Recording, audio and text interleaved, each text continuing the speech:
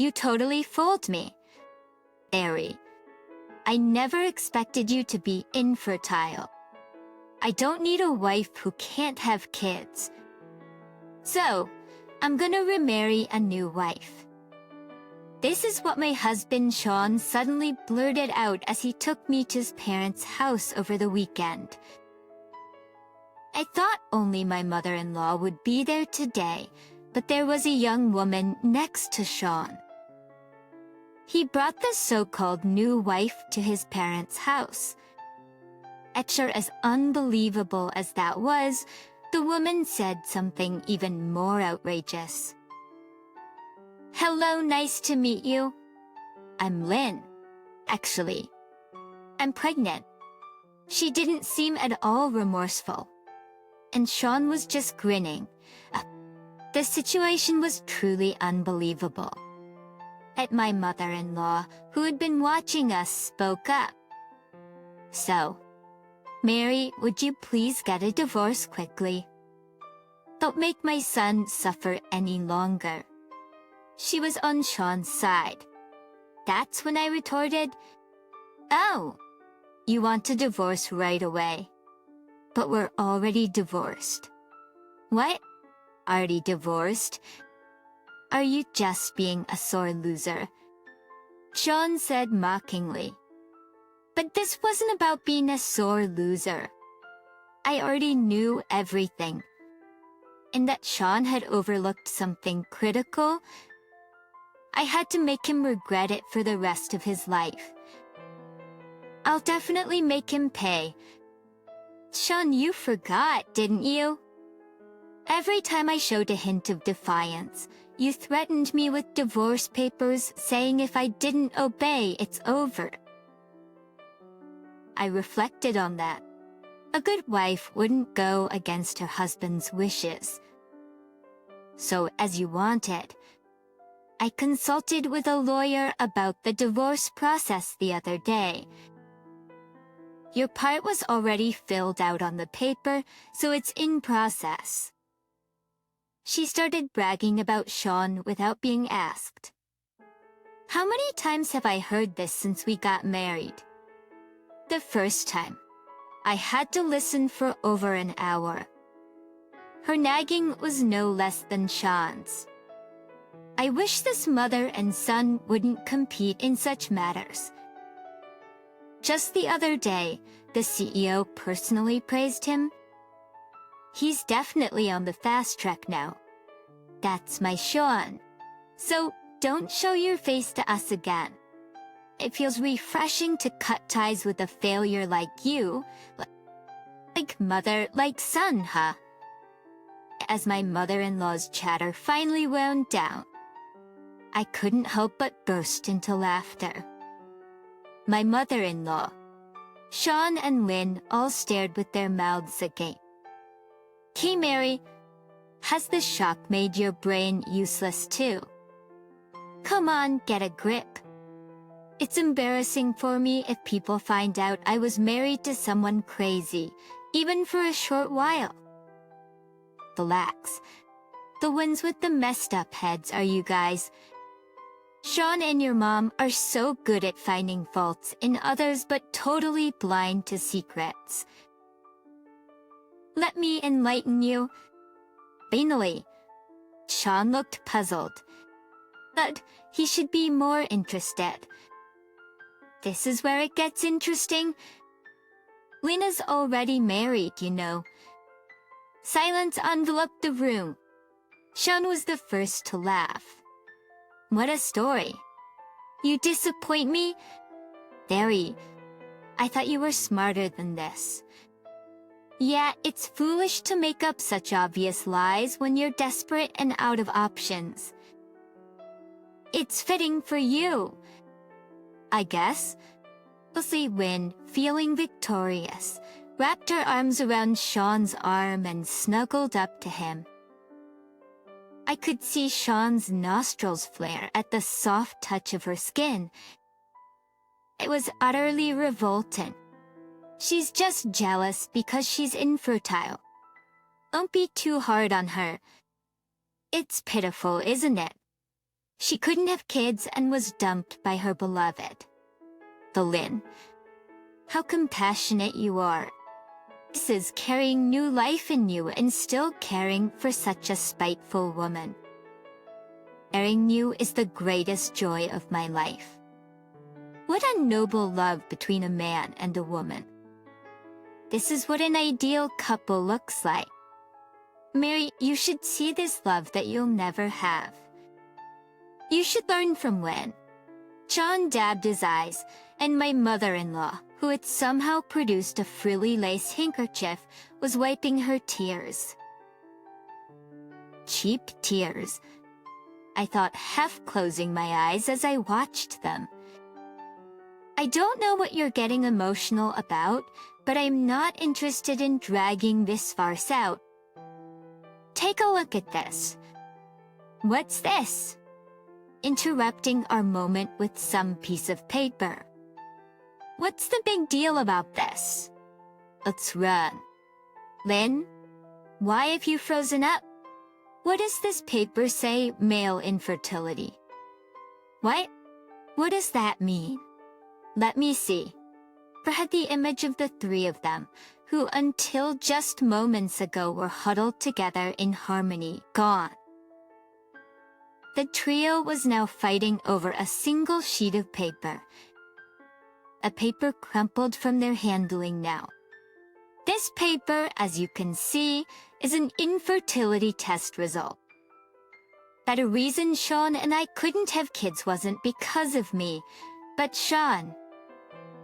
I had asked my husband to cooperate with me when I started infertility treatments. Such things are meaningful only when done together as a couple. But Sean outright refused to cooperate, blaming me for the infertility. I managed to get a sample from him through various means and submitted it right away. The results are as you see. I waved another piece of paper in my hand as I explained. It was my test result.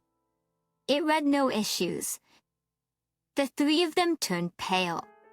Why didn't you say anything until now? You should have told me right away when you found out. That's why you're a failure. Don't take it out on me because you're shocked. I never wanted to reveal it in front of others. But you made me. I shook my head in a what can you do manner. Right when the results came, you started working overtime, going out, ignoring my calls and emails. How was I supposed to tell someone who's hardly ever home? Did you know about Lynn from the beginning? My mother-in-law asked, looking terrified, so I smiled kindly. Yes, of course. Even a fool would notice when you suddenly stop coming home. Once I started suspecting, I had to investigate thoroughly. It was interesting, like a drama, uncovering all the hidden facts. My mother-in-law collapsed weakly onto the floor, covering all the hidden facts. My husband Sean stood motionless, staring at me like a statue, mouth agape. I kept a smile on my face and clapped my hands together loudly. Well, now one truth has come to light. Let's summarize. First, Sean and your mom thought I was infertile. Picturing this time, Sean's mistress got pregnant. Both of you were overjoyed and pressured me to divorce, welcoming Lynn as the new wife. I walked slowly around the room while talking. Every time my slippers scraped against the floor, I could tell each of them held their breath. However, now it's revealed that Sean is infertile. Here's the question. Infertilely, if Sean is infertile, whose baby is Lynn carrying? Sean and his mother silently turned to look at Lynn. Her eyes, which were bright and gleaming when I first arrived, now lost their luster, looking flat and dull. A bead of sweat trickled down Lynn's forehead. Her lips, tightly pressed, trembled slightly, and her nervously tapping fingers betrayed her composed posture. My mouth curled up slightly, admitting to myself that I felt a small sense of victory. Victorians, that list of Salium, capable of adultery, was different. Her mind must be wired differently from ordinary people in a not-so-normal way. Lynn forced a smile as wide as possible.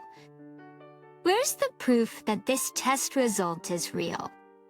Sean and his mother turned to me, startled, perhaps still having the energy to fight back. What a waste of energy. Lynn stood up straighter, puffing out her chest, confronting me confidently.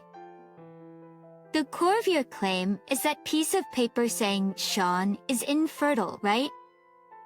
It's not directly from a doctor, so it could be considered fake, couldn't it?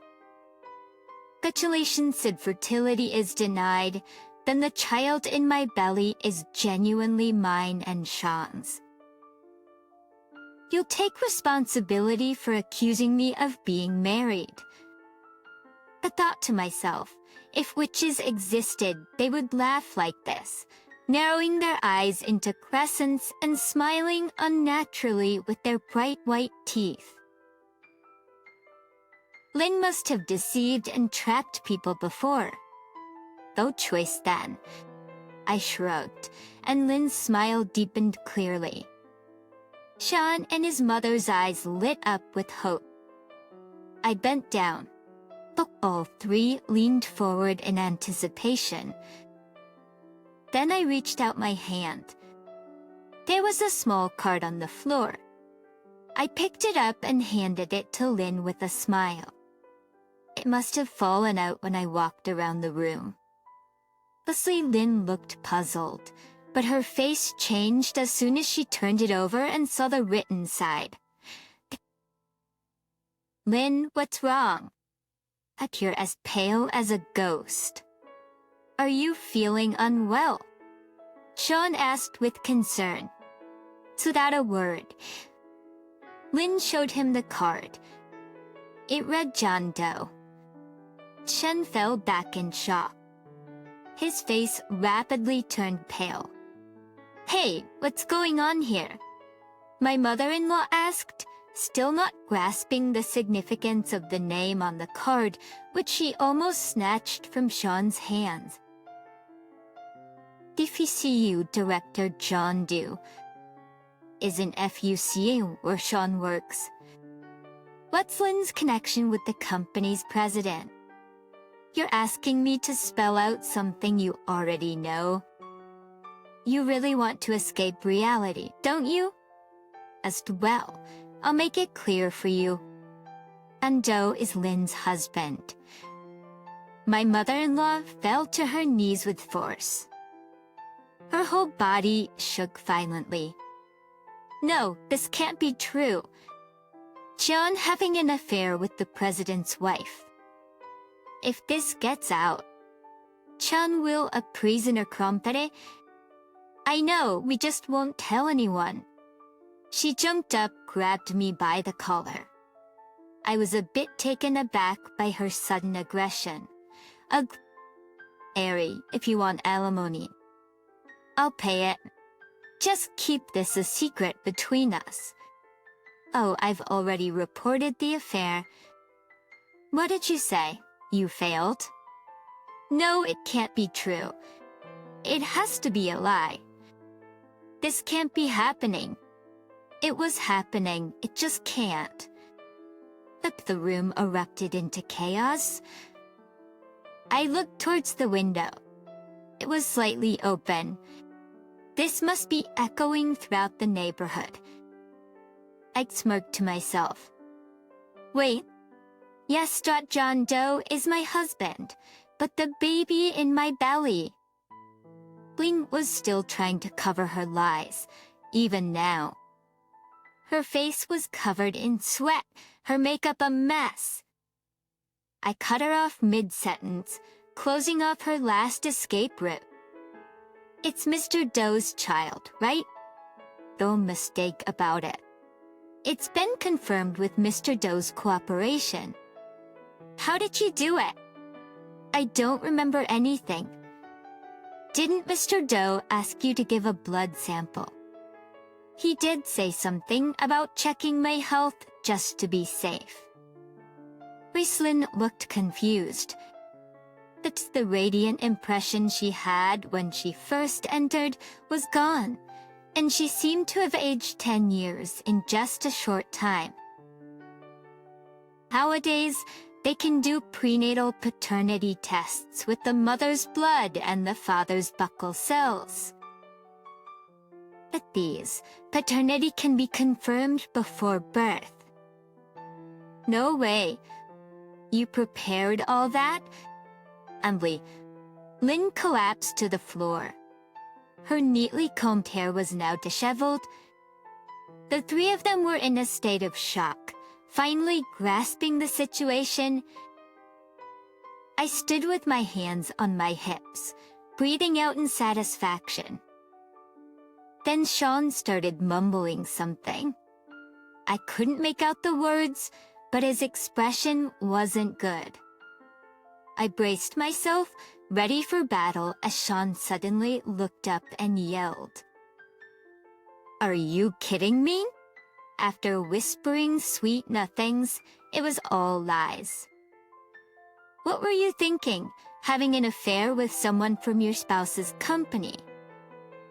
You're so outrageous. My husband Sean wasn't berating me, but Lynn instead. Ugly Lynn, who had been sitting powerlessly, suddenly regained her vigor. Ever heard the saying, "No rose without a thorn"? You got a taste of something sweet and took it seriously. Silly you. Ungbin retorted with a dismissive tone. Sean's frown deepened. Oh, are you angry? You've got such high pride for nothing. That's why you're so easy to handle. You never thought you were just being played with, obediently doing as told, just like a pet. What did you say? Who do you think you're talking to? Lynn finally stood up, advancing to within inches of Sean's face. His slight retreat betrayed the intensity of her gaze. Listen, it's because of your failure that our affair was exposed. Who are you glaring at? I'm the wife of the president, you know. My sublime pleasure was ruined by a foolish employee like you, and I'm very angry. Sean took a few steps back and forced a dry smile. So that's your true nature? I see it now. He walked past Lynn and stood in front of me, then suddenly grabbed my hand. Ari, I finally seen the light. It was a detour, but I found true love. You're the only one for me. Suddenly, his lips were hurtling towards mine at an alarming speed. Instinctively feeling terror, I narrowly dodged. Without hesitation, I kicked him in the groin and backed away to the corner of the room. My back was instantly soaked with sweat. Sean groaned in pain but kept calling my name. My mother-in-law, hearing the words true love, sparkled with excitement, fervently defending Sean's plea for reconciliation. Sean, realizing your true feelings is admirable. Just one more push. Ami, there's no man more elite and wonderful than Sean. I reached my limit. I turned to my mother-in-law, who was sending an adoring gaze at her son. You both said it earlier. A person who can't have children is useless, right? I don't think that way, but by that definition. Sean is useless, isn't he? Her sparkling eyes dimmed instantly. She awkwardly lowered her gaze and shrunk in on herself. That should stop her fanciful talk. As for Sean, he was frozen solid. Probably the first time anyone's ever called him useless. He must have always been praised by everyone, especially adults, for being capable. But that's not enough. It's about how and where you apply those skills. It depends on one's morals. It seems Sean lacked those from the start. I looked at him one last time, making sure to keep a safe distance. You were scolding Lynn for deceiving you, but you deceived me too, so you're not in a position to complain. What goes around comes around. My icy gaze brought Sean back to reality. He reached out his hand desperately, still in pain, but I had no intention of taking it. It was too late for everything. Do you understand now how it feels to be called useless?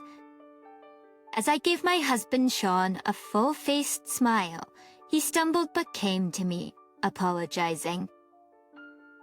I'm sorry, Ari. It was all my fault. Can you forgive me just this once? I promise to change. They say cheating is a disease, right? It's not that easy to cure. Why would I, now a stranger to you, patiently deal with such an illness? And with those words, I finally left my in-laws' house without looking back once. Afterward, Sean faced demands for compensation from both me and the company president, and was fired from his job for ethical reasons. A trend for a while, he maintained his elite pride and behaved arrogantly at home, as if nothing had changed. However, unable to manage household chores and missing my regular disciplined lifestyle, his life quickly turned into a mess. He was constantly at odds with his once close mother. After the president spread the word about Sean's actions within the industry, his job search went nowhere. His debts kept increasing, and eventually he came to me for help again. Of course, I flatly refused. Upset now, he's barely making ends meet by juggling low-paying part-time jobs just to pay off his debts. As for Lynn, the president didn't blame her excessively during her pregnancy, not wanting anything to happen to the baby. So, she deluded herself into thinking she was forgiven. She lived a lavish life as the president's wife, but that only lasted until the baby was born. Soon after the birth, the president took the baby away, leaving Lynn with plans to divorce and evict her as soon as she recovered. At night, hysterical cries could be heard from her house. Meanwhile, I found a job and started a comfortable life living alone. As with a life without anyone attacking me was utterly stress-free. Eventually, I remarried someone I met through work. The following year, I joyfully embraced my long-awaited child. The tiny life was more adorable than I could have imagined, and I vowed to dedicate everything to make this child happy.